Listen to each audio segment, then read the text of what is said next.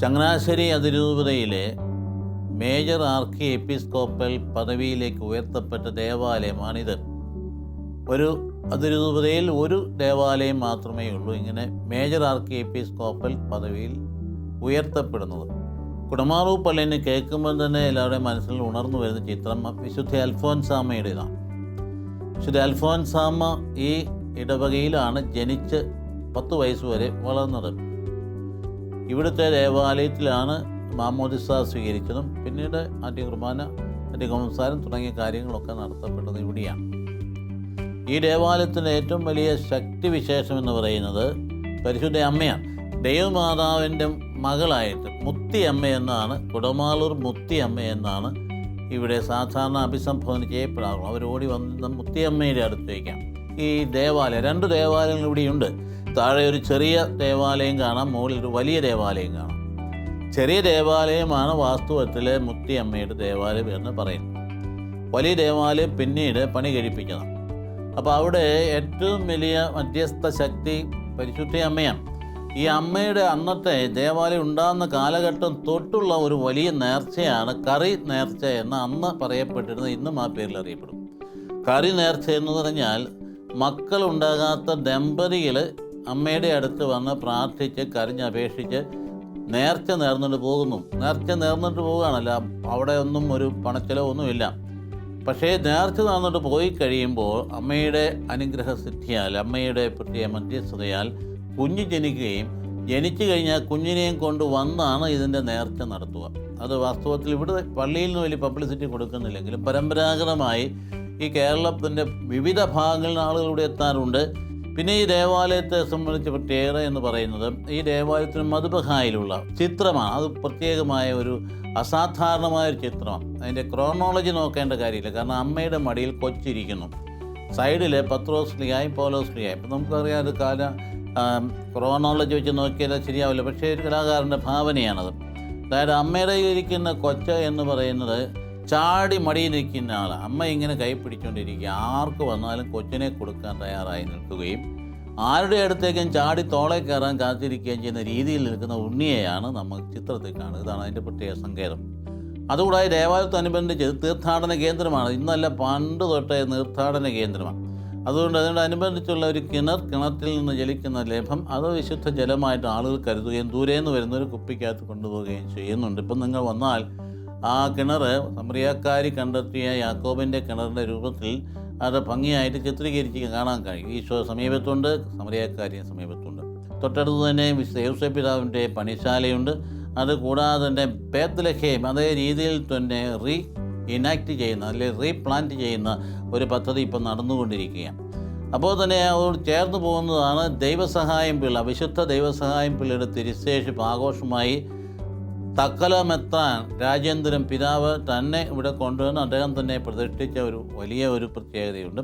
പിന്നെ അതുകൂടാതെ 7 വിശുദ്ധരുടെ തിരുശേഷിപ്പുകൾ വിശുദ്ധ ദൈവസഹായം പിള്ളയുടെ ഉൾപ്പെടെ മറിയാം ത്രേസ്യയുടെയും ഒക്കെ ഒരു എവുപ്രാസ്യാമിയുടെയും ചാവറയച്ചുൻ്റെയും ഒക്കെ ഉൾപ്പെടെ ഒരു 7 വിശുദ്ധരുടെ തിരുശേഷിപ്പ് അടങ്ങിയിരിക്കുന്ന തിരുശേഷിപ്പ് കൂടാരമാണ് അതിൻ്റെ മധുബഹായിലുള്ളത്.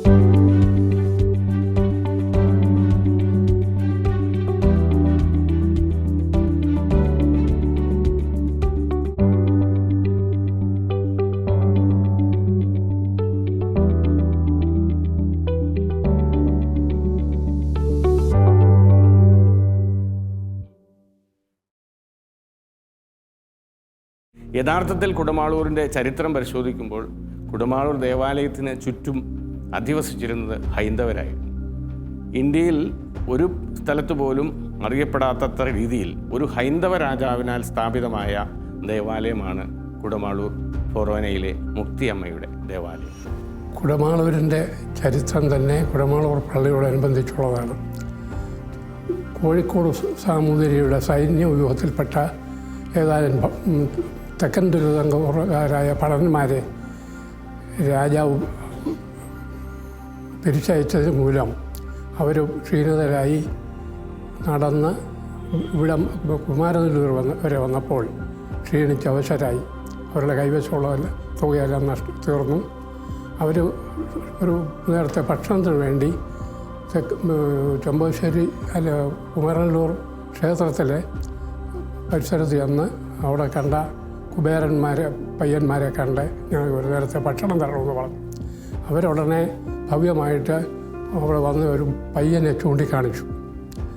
അവൻ പാവപ്പെട്ട ഒരു കുടുംബത്തിൽ നിന്ന് വന്നതായിരുന്നു. ഇവർക്ക് അസൂയ കൊണ്ട് അവർ ചൂണ്ടിച്ചാണ് കാണിച്ചതെന്ന് ഇവർക്ക് ആദ്യം മനസ്സിലായില്ല.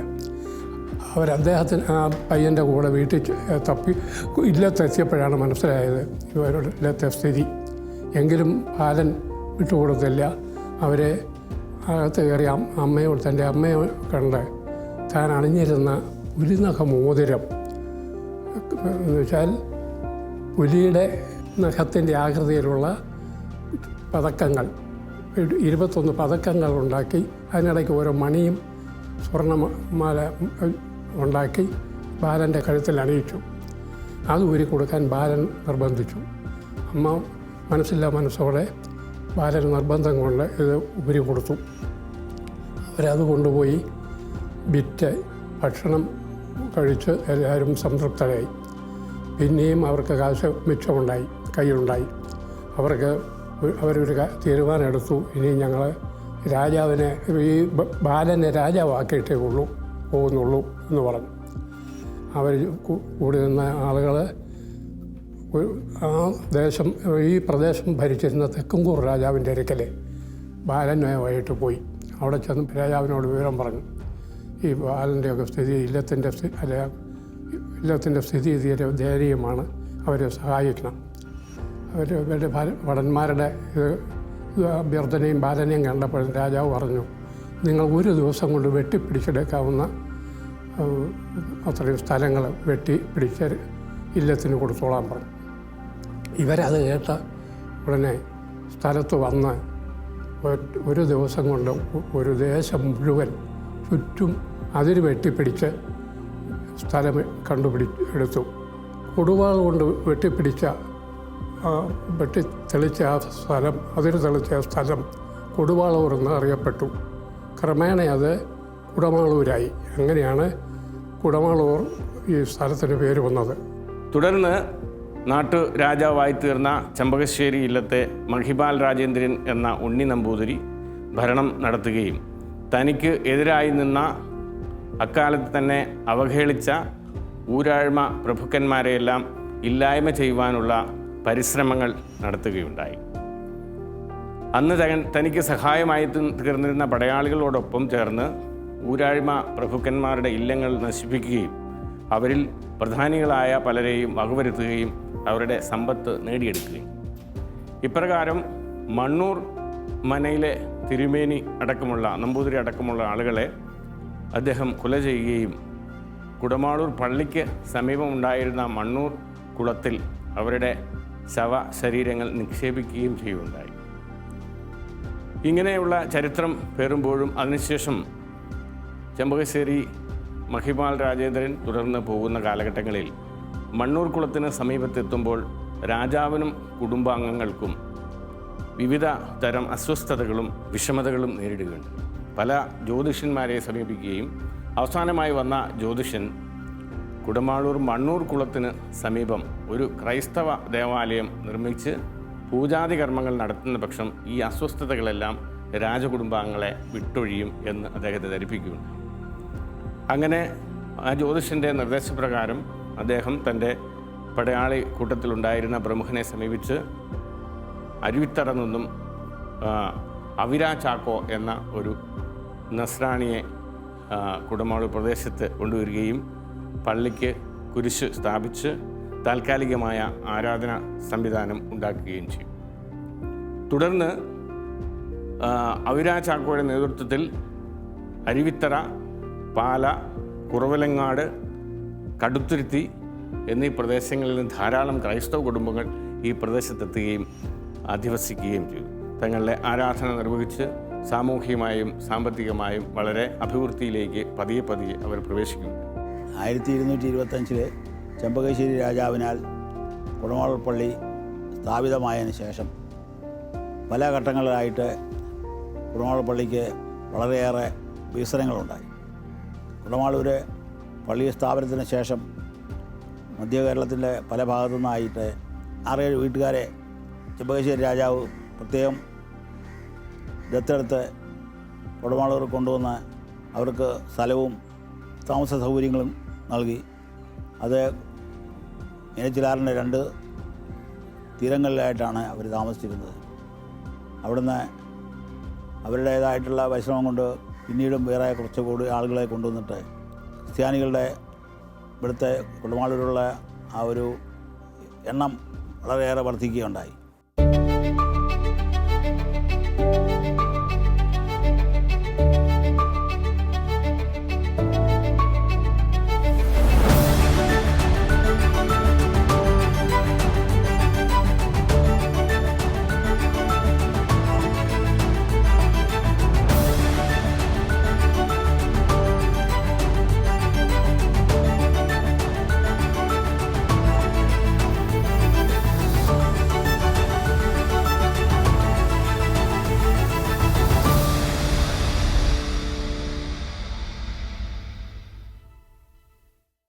ചെമ്പകശ്ശേരി രാജാവിനാൽ സ്ഥാപിതമായ ആദ്യ ദേവാലയം കുടമാളൂർ ഇപ്പോൾ കാണുന്ന പഴയ പള്ളിയുടെ വടക്ക് ഭാഗത്ത് സിമിത്തേരിക്കും പഴയ പള്ളിക്കും ഇടയ്ക്കായിട്ടാണ് ആദ്യ ദേവാലയം നിർമ്മിച്ചത്. പിൽക്കാലത്ത് അത് 2-3 പ്രാവശ്യങ്ങളിൽ പുനരുദ്ധരിക്കുകയും വിശ്വാസികളുടെ എണ്ണം വർദ്ധിക്കുന്നതനുസരിച്ച് ക്രമീകരിക്കുകയും ചെയ്യുകയുണ്ടായി.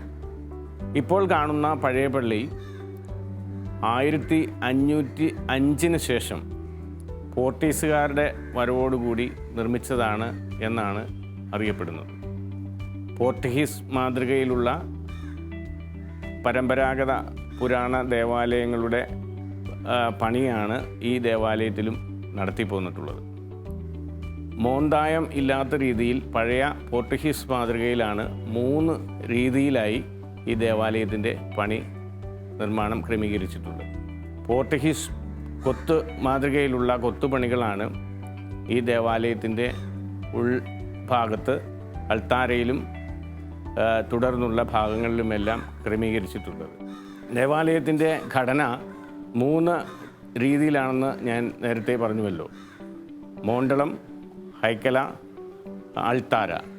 പിൽക്കാലത്ത് 1600 ശേഷമാണ് ദേവാലയത്തിൻ്റെ 2 സൈഡിലേക്കും തെക്ക് വശത്തേക്കും വടക്ക് വശത്തേക്കും 2 ചായ്പുകൾ നിർമ്മിക്കുകയും ഒരു ഭാഗത്ത് വിശുദ്ധരുടെ കൂടാരം, തിരുശേഷിപ്പ് കൂടാരം സ്ഥാപിക്കുകയും മറുഭാഗത്ത് ഈ ദേവാലയത്തിൽ പെസഹ ദിനങ്ങളിൽ വിശുദ്ധവാര തിരുക്കർമ്മങ്ങളിൽ ദുഃഖവെള്ളിയാഴ്ച നടക്കുന്ന പീഡാനുഭവ പ്രദർശനത്തിന് നൂറ്റാണ്ടുകളായി ഉപയോഗിക്കുന്ന പങ്കപ്പാട് തിരുസ്വരൂപം സ്ഥാപിച്ചിട്ടുള്ളത്. നിത്യേന എന്നോണം ധാരാളം തീർത്ഥാടകർ ഈ ദേവാലയത്തിൽ എത്തിച്ചേരുകയും ഇവിടുത്തെ തിരുക്കർമ്മങ്ങളിൽ പങ്കെടുത്തുകൊണ്ടിരിക്കുകയും ചെയ്യും. പ്രധാനമായും ഈ ദേവാലയത്തിൽ നടക്കുന്ന തിരുനാളുകൾ പരിശുദ്ധ അമ്മയുടെ കൊമ്പയ്യ തിരുനാൾ, ദർശന തിരുനാളാണ്. ഫെബ്രുവരി മാസം ആദ്യം വരുന്ന ഞായറാഴ്ച ആചരിക്കുന്ന ദർശന തിരുനാളാണ് ഈ ദേവാലയത്തിലെ പ്രധാനപ്പെട്ട തിരുനാൾ. രണ്ടാമതായി വിവിധ പ്രദേശങ്ങളിൽ നിന്നും ധാരാളം ആളുകൾ എത്തിച്ചേരുന്ന വിശുദ്ധവാര തീർത്ഥാടനം കേന്ദ്രമാണ് ഈ ദേവാലയം, ചരിത്രപ്രസിദ്ധമായ ഈ ദേവാലയം.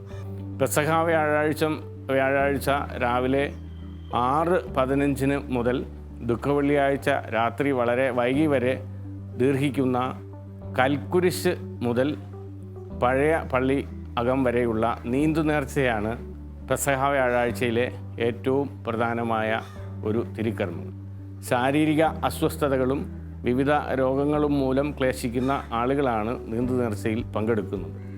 ആദ്യ കാലഘട്ടങ്ങളിൽ ചെമ്പകശ്ശേരി രാജകുടുംബത്തിൽ നിന്നുള്ള അംഗങ്ങളാണ് ആദ്യം നീന്തുനേർച്ചയിൽ സംബന്ധിക്കുകയും ദേവാലയ ഭണ്ഡാരത്തിലേക്ക് നാണയ കിഴികൾ നിക്ഷേപിക്കുകയും ചെയ്യുക. അപ്രകാരം നാണയങ്ങൾ നിക്ഷേപിച്ച ഒരു ഭണ്ഡാരം ഇപ്പോഴും ഈ പഴയ പള്ളിയിൽ സ്ഥാപിച്ചിട്ടുണ്ട്.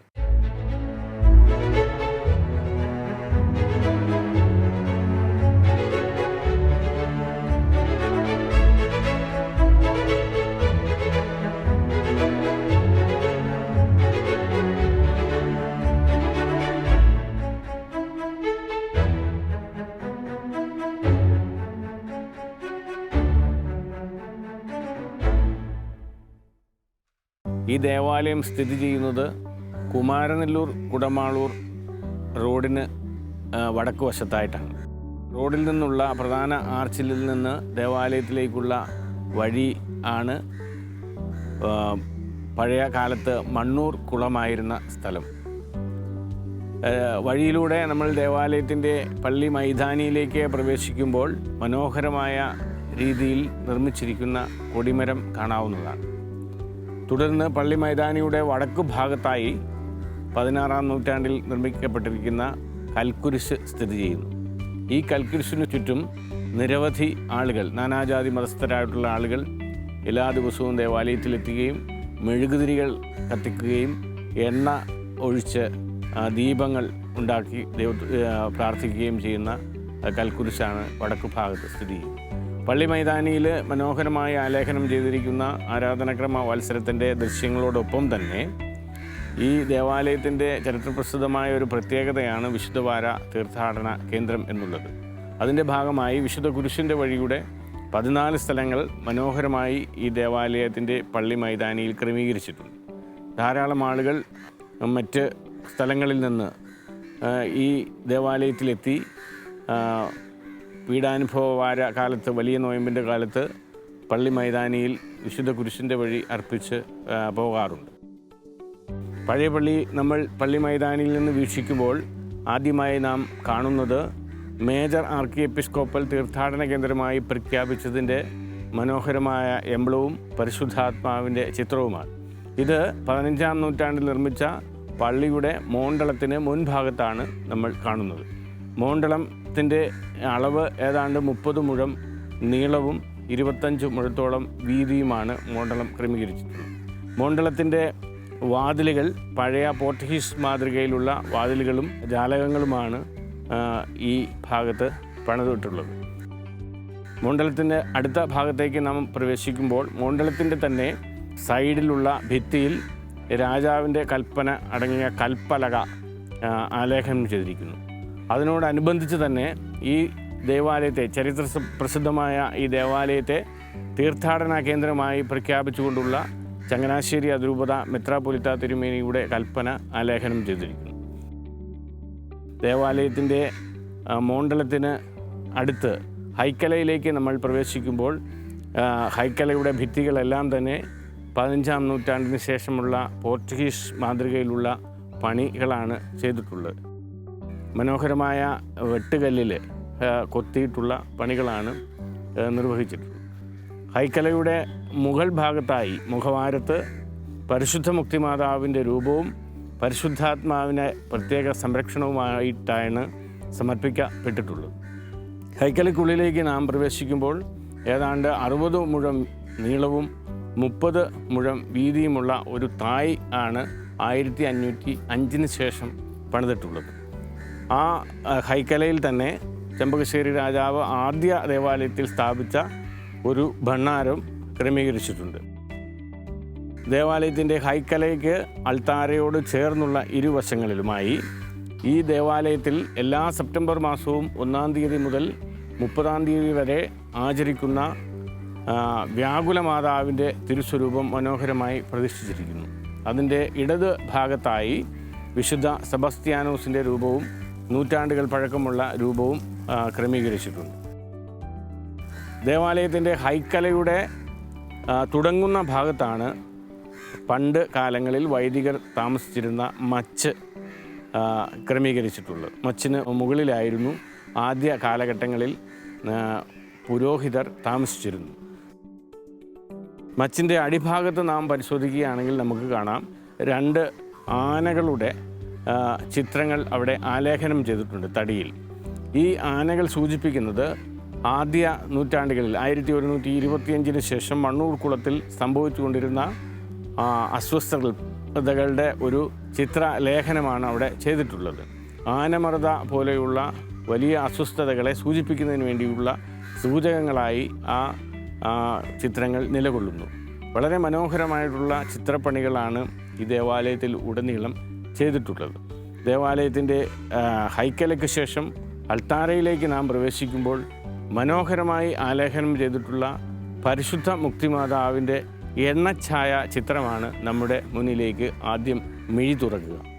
7 അടി നീളവും 3.5 അടി വീതിയുമുള്ള പരിശുദ്ധ മുക്തിമാതാവിൻ്റെ എണ്ണഛായ ചിത്രം 15-ാം നൂറ്റാണ്ടിൻ്റെ ഉത്തരാർദ്ധത്തിൽ സ്ഥാപിച്ചിട്ടുള്ളതാണ് എന്ന് കരുതിപ്പോരുന്നു. മുക്തിമാതാവ് മടിയിൽ മകൻ ഈ ഉണ്ണീശോയെ മറ്റുള്ളവർക്ക് വിശ്വാസി സമൂഹത്തിന് പ്രദാനം ചെയ്യുന്ന മനോഹരമായ സന്ദേശം ഉൾക്കൊള്ളുന്ന ചിത്രമാണ് എണ്ണഛായത്തിൽ ഇവിടെ വരച്ച് ചേർത്തിട്ടുള്ളത്. ചെന്നൈയിൽ തമിഴ്നാട്ടിൽ നിന്നും വന്ന ഏതോ ഒരു കലാകാരനാണ് ഈ ചിത്രം വരച്ചത് എന്ന് പറയപ്പെടുന്നു. ഈ ചിത്രത്തിൻ്റെ പരിശുദ്ധ അമ്മയുടെ ഇരുവശത്തുമായി ദൈവവചനം മാലോകർക്ക് ഈ ലോകമെമ്പാടും വിശുദ്ധ വചനം പ്രദാനം ചെയ്ത വിശുദ്ധ പൗലോസും സഭയുടെ കാവൽക്കാരനായി ഈശോ മിശിഹായാൽ തിരഞ്ഞെടുക്കപ്പെട്ട വിശുദ്ധ പത്രോസും നിൽക്കുന്നതായി മനോഹരമായി വരച്ചു ചേർത്തിരിക്കുന്നു. വിശുദ്ധ പത്രോസിൻ്റെ കയ്യിൽ ഉള്ള താക്കോൽ സ്വർഗരാജ്യത്തിൻ്റെ താക്കോലായിട്ടാണ് സൂചിപ്പിക്കുന്നത്. വിശുദ്ധ പൗലോസിൻ്റെ കയ്യിൽ ദൈവവചനമാണ് വരച്ച് ചേർത്തിട്ടുള്ളത്. ഈ ലോകത്തിന് വചനം പ്രദാനം ചെയ്യുവാൻ സ്ലീഹന്മാർ നിൽക്കുന്നതിൻ്റെ മനോഹരമായ ചിത്രമാണ് എണ്ണഛായയിൽ ഇവിടെ ആലേഖനം ചെയ്തിട്ടുള്ളത്. പരിശുദ്ധ അമ്മയുടെ വസ്ത്രം നീല അങ്കി പരിശുദ്ധിയെ സൂചിപ്പിക്കുന്നു. അമ്മയുടെ തലയിലുള്ള കിരീടം വെളിപാട് പുസ്തകത്തിൽ സൂചിപ്പിക്കുന്ന പരിശുദ്ധ അമ്മയുടെ ചിത്രത്തിന് സമാനമായ രീതിയിലാണ് മനോഹരമായ രീതിയിൽ ഇവിടെ വരച്ച് ചേർത്തിട്ടുള്ളത്. ദേവാലയത്തിൻ്റെ അൾത്താരയിൽ 12 തിരികൾ കത്തിച്ചു വെച്ചുള്ള നട തുറന്നുള്ള വിശുദ്ധ കുർബാന പഴയ ഒരു നേർച്ച കാഴ്ചയായിരുന്നു. ധാരാളം ആളുകൾ പള്ളി ഓഫീസിലെത്തി തങ്ങളുടെ അഭീഷ്ട സിദ്ധിക്കായി നട തുറന്നുള്ള വിശുദ്ധ കുർബാന നേരുകയും അത് ആഘോഷപൂർവ്വം പരികർമ്മം ചെയ്യുകയും ചെയ്തു വരുന്നു. അൾത്താരയിലെ പ്രധാനപ്പെട്ട കൊത്തുപണികളെല്ലാം തന്നെ പോർട്ടുഗീസ് മാതൃകയിലുള്ള. അൾത്താരയിൽ പരിശുദ്ധ മുക്തിമാതാവിൻ്റെ എണ്ണഛായ ചിത്രത്തിന് മുകളിലായി ഈശോയുടെ തിരുഹൃദയവും ഇരുവശങ്ങളിലായി വിശുദ്ധ ഔസേപ്പിതാവിൻ്റെയും വിശുദ്ധ തോമാസ് സ്ലീഹായുടെയും ചിത്രങ്ങൾ രൂപങ്ങൾ മനോഹരമായി പ്രതിഷ്ഠിച്ചിരിക്കുന്നു. ഈ ദേവാലയത്തിലേക്ക് പ്രവേശിക്കുന്ന ആർക്കും അനിതര സാധാരണമായ ഒരു ഭക്തിയുടെ പരിവേഷം നൽകത്തക്ക രീതിയിൽ വിശുദ്ധമായി തന്നെ നൂറ്റാണ്ടുകളായി ജനപദങ്ങൾ ഈ കേന്ദ്രത്തിലേക്ക് ധാരാളമായി ആളുകൾ എത്തിക്കൊണ്ടിരിക്കും. അൾത്താരയ്ക്ക് ഇരുവശവുമായി, അതായത് ബേത്സഗദായ്ക്ക് പുറകിലും പങ്കപ്പാട് തിരുസ്വരൂപത്തിൻ്റെ പുറകിലും 2 ഭാഗങ്ങളായി ഇടത് വലത് ഭാഗങ്ങളിൽ ഇടത് ഭാഗത്ത്, അതായത് ദേവാലയത്തിൻ്റെ തെക്ക് ഭാഗത്ത് ഉള്ള ബേത്സഗദായ്ക്ക് പുറകിലായി കാർമ്മികരല്ലാത്ത പുരോഹിതരും ശുശ്രൂഷികളും നിൽക്കുന്ന ഒരു സ്ഥലം ക്രമീകരിച്ചിട്ടുണ്ട്. അതിൻ്റെ വടക്കു ഭാഗത്ത് ഗായക സംഘവും അതുപോലെ തന്നെ ബഹുമാനപ്പെട്ട സിസ്റ്റേഴ്സും വിശുദ്ധ കുർബാനയിലും മറ്റ് തിരുക്കർമ്മങ്ങളിലും പങ്കെടുക്കുന്നതിനായിട്ടുള്ള സ്ഥലവും ക്രമീകരിച്ചിട്ടുണ്ട്. ഈ ദേവാലയത്തിൻ്റെ തെക്ക് ഭാഗത്തുള്ള ചാപ്പലിൻ്റെ വടക്ക് വശത്തായി ഈ ഇടവകയിലൂടെ നടന്നു നീങ്ങിയ ഭാരതത്തിൻ്റെ പ്രഥമ വിശുദ്ധയായ അൽഫോൻസാമയുടെ മാമോദീസ സ്വീകരിച്ച മാമോദീസ തൊട്ടി വളരെ ഭൂജ്യമായി തന്നെ ക്രമീകരിച്ചിട്ടുണ്ട്.